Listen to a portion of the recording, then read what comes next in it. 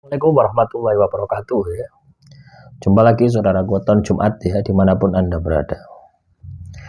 Menanggapi komentar saudara kita, saya punya cucu umur 4 tahun, dia cewek, dia bisa melihat gaib, termasuk nenek buyutnya ya. Karena leluhur kami seorang spiritual apa dukun. Nah ini beda ya. Seorang spiritual apa supranatural. Supranatural itu dukun, paranormal ya. Nah, kemungkinan dia akan bisa menyembuhkan ya, kemungkinan besar ya bisa ya, seperti apa nenek-neneknya ya. Jadi jin, kotam, malu halus, perewangan ikut dengan cucu Anda yang umur 4 tahun tadi gitu. Itu bukan hasil bukan spiritual itu ya, itu supranatural ya. Jadi jangan salah ya. Orang spiritual ya, orang laku ibadah, laku tirakat ya, dengan tujuan mendekatkan diri kepada Tuhan, pasti akan diuji dengan itu ya. Tapi kalau itu sudah menjadi bagian dari profesi Anda, berarti Anda tidak lolos ujian, akhirnya jadi paranormal, jadi dukun. Nah ini, kadang orang itu salah kaprah ya, kemampuan semacam itu terus dia bilang itu adalah spiritual. Spiritual itu kaitannya dengan Tuhan, ketuhanan itu ya. Terus tidak ngurusi dunia, tidak ngurusi kemampuan metafisika kayak gitu ya. Kalau orang masih terjebak dengan kemampuan metafisika, menyembuhkan orang ya, bisa melihat gaib, itu namanya supranatural.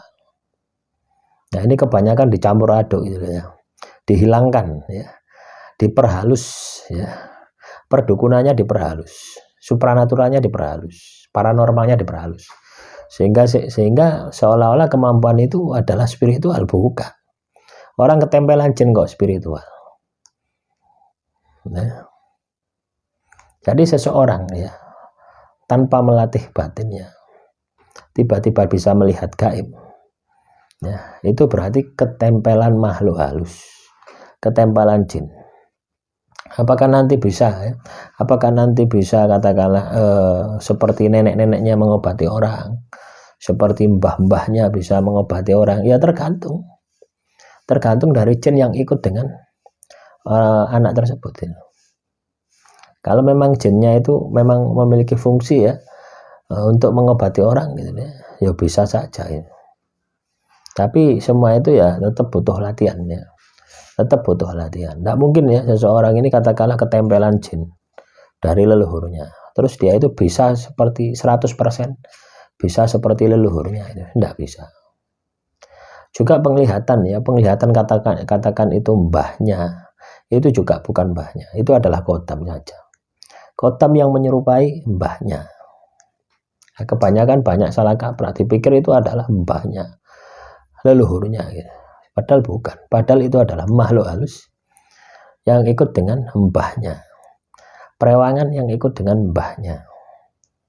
Nah makhluk halus ini kan bisa menyerupai apa saja, makhluk halus ini kan bisa menyerupai apa saja ya, karena memang bentuknya adalah sebuah energi gitu ya. Jadi bisa mendo ya, beda dengan kita, mau kita menyerupai seseorang ya kita harus operasi plastik gitu, karena ada bentuk kasarnya, ada jasad kasarnya. Tapi kalau makhluk halus kan tidak ada jasad kasarnya ya, dia mau jadi pocongan ya pocongan, dia mau jadi kuntilanak jadi kuntilanak ya. Jadi bisa berubah apa saja, bisa berupa apa saja dan bisa menjadi apa saja, tergantung dari suasana hatinya ya. Tapi di dalam koridor dimensi mereka ya, jadi dimensi batin, dimensi energi, bukan membentuk katakanlah wujud seperti kita ini, enggak. Kalau wujud seperti kita ya enggak bisa gitu ya. Nah, makanya kenapa kok makhluk halus ya, makhluk gaib itu hanya bisa dilihat dengan energi ya, dengan mata batin, tidak bisa dilihat dengan mata telanjang.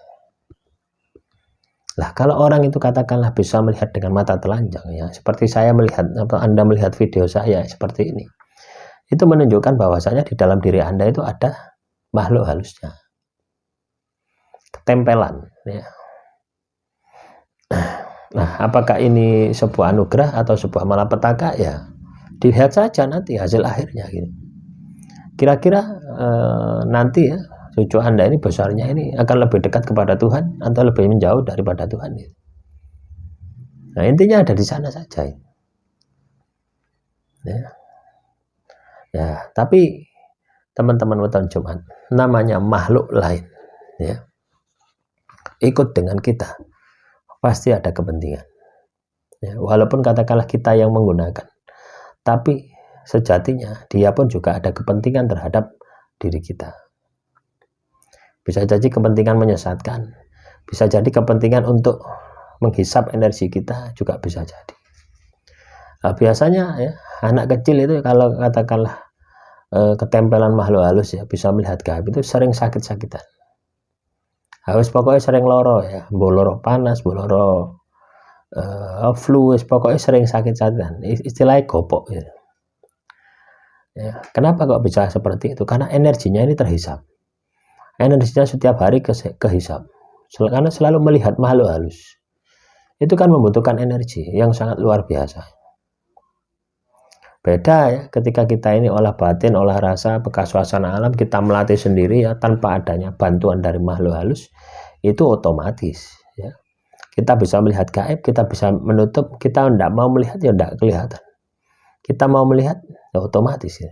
Jadi otomatis buka tutup. Kalau itu kemampuan dari diri kita. Tapi kalau itu ketempelan ya seperti cucu Anda itu. Ya, tidak mau tidak laku apa-apa, tiba-tiba bisa melihat gaib. Dari mana? Ya dari jin, perewangan, demit yang leluhurnya dia punya. Leluhurnya dulu itu pelihara jin, pelihara demit. Leluhurnya meninggal dunia, cari pewarisnya yang masih ada hubungan darah. Dicari yang memiliki energi yang sama gitu ya, dengan leluhurnya, yang memiliki kesamaan energi secara emosional ya. Nah, makanya jin kodam leluhur tadi ikut dengan cucu Anda. Nah, selanjutnya cucu Anda bisa melihat makhluk halus, bisa melihat gaib. Itu adalah sesuatu yang biasa ya. Ketika seseorang itu diikuti oleh kodam leluhur. Ya memang seperti itu ya, bisa melihat gaib, bisa melihat makhluk halus. Anak saya juga seperti itu ya. Waktu umur kecil ya, umur berapa itu ya? Umur kecil lah, PAUD itu ya, itu bisa melihat makhluk halus ya. Ketika saya gonceng itu, waduh ya, ada tante-tante itu pakai daster itu putih-putih. Saya tanya berapa, ada 5 itu. Melambai-lambai, saya diajak itu.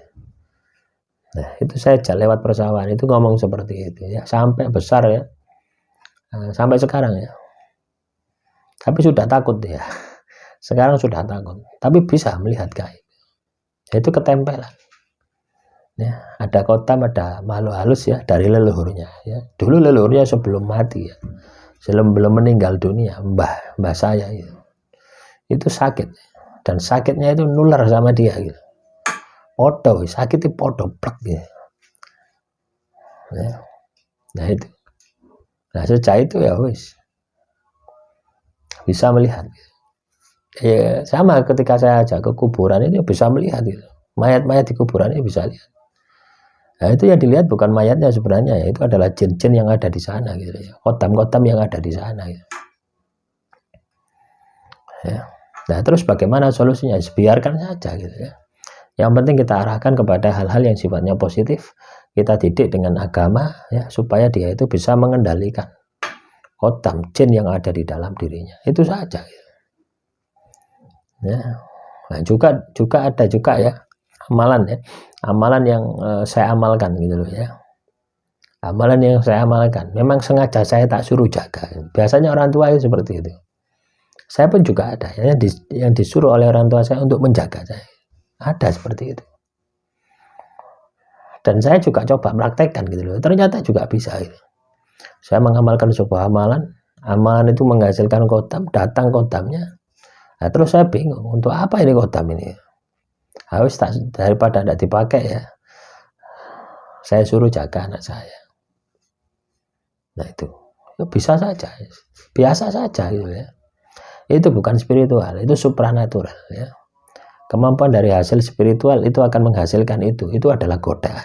Sama itu saya godaan saya gitu.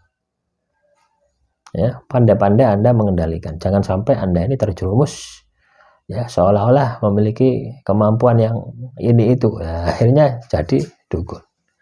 Demikian yang bisa saya sampaikan. Assalamualaikum warahmatullahi wabarakatuh.